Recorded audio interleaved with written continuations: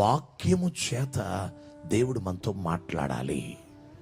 అప్పుడు పుస్తకపు చుట్టలో రాయబడింది ఏదో మనము చేయుటకు వాక్యము ద్వారా మనతో మాట్లాడినప్పుడు అది ఓహో ఈ వాక్యం ద్వారా నాతో మాట్లాడాడు అంటే ఈ పెళ్ళి దేవుని చిత్తం కాదా అని నీకు వాక్యం ద్వారానే అర్థమవుతుంది. ఓహో ఇప్పుడు ఈ ఊరు వెళ్ళటం దేవుని చిత్తం కాదా అంటే వాక్యం ద్వారా మాట్లాడినప్పుడు పుస్తకపు చుట్టలో ఏవి రాశాడో అది నెరవేర్చటానికి వాక్యము ద్వారా దేవుడు మనల్ని నడిపిస్తాడు. అంటే ఈ నవంబర్ డిసెంబర్ అంతా ఈ 4 పనుల్లో ఉండాల.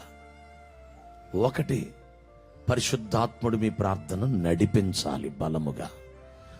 2, పరిశుద్ధాత్మ ప్రేరేపణ నువ్వు గుర్తుపట్టాలి, లోబడాలి. నెంబర్ 3, ఉపవాస అనుభవాలలో నువ్వు తొలగించుకోవలసింది తొలగించుకోవాలి, పొందుకోవలసింది పొందుకోవాలి.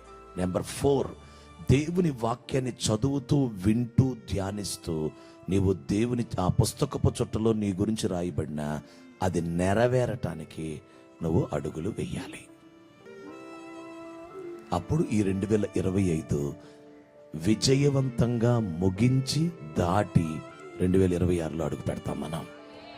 హల్లెలూయా.